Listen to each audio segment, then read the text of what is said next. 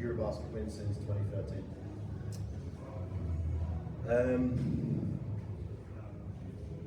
Probably overcome with some emotion. I think we all pour our heart and soul into this in every moment, and I think when you have difficult moments, and for sure we've had some in this championships, to be able to find the mental resolve and the resilience and to display character in really difficult moments. I feel exceptionally proud to experience this with the group of people that we have together. We've been together for 34 days-ish, 30, however many days we've been together now. And we understand where we are as a basketball nation and what we want to do. But for people who constantly pour their heart and soul into the program and constantly want to try and drive the program on, to be able to get a win for our first time in 12 years, for us is really special. So yeah, I'm exceptionally proud of our group. So many individual stories. The man sat next to me, trying to find his way in a different role, leading his team for the first time in the EuroBasket Championships and gaining the experience that he has, and still finding a way to impact the game how he does. Really proud for Miles Hessen to roll back the years and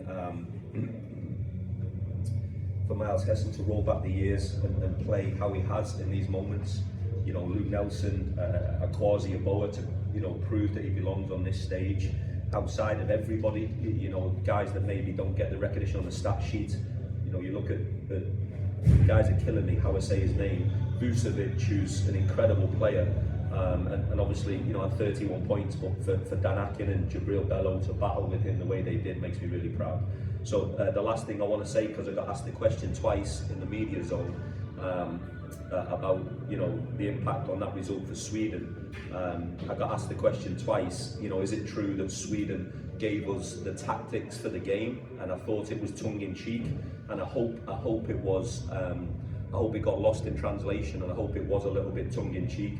We understand that game helped Sweden, but I just want to go on record and say I'm exceptionally proud of Adam Sewell, who's our performance analyst, who led the scout for this game, along with Coach Alberto Lorenzo and Andreas Kapoulas and Jackson Gibbons. The way in which they've pulled information together and spent hours scouting. I'm really proud of how they prepared this game, how they said different ways in which we could be successful, and most importantly how our players went and lived and breathed it for 40 minutes. So it's a really proud moment, a proud win, and I'm happy.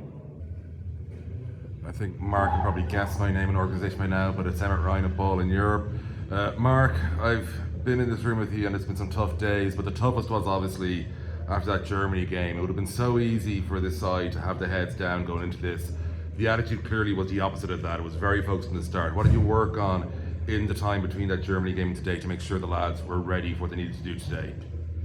Yeah, I think that said it, in the Germany game. I think all of the credit, should go to the team and to the players. I don't think I've worked on anything specifically. I think the players have, they got together, they found a way to try and air out some of the frustrations they had.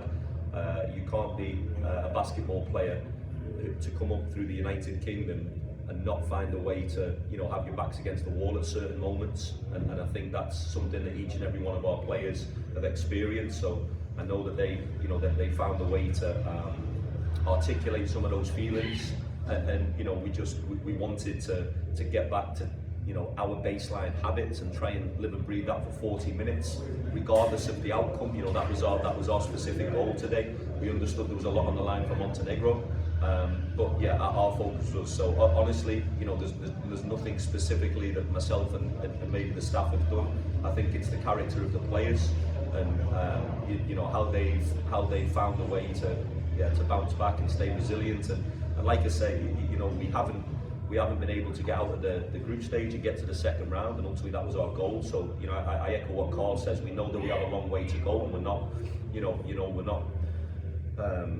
resting on our laurels as such, but we are proud of being able to finish this way. For everybody involved in British basketball, in particular to have a moment with the fans here in Finland who've spent money and travelled this way, really excited to give them a moment, and they've stayed with us through the tough times.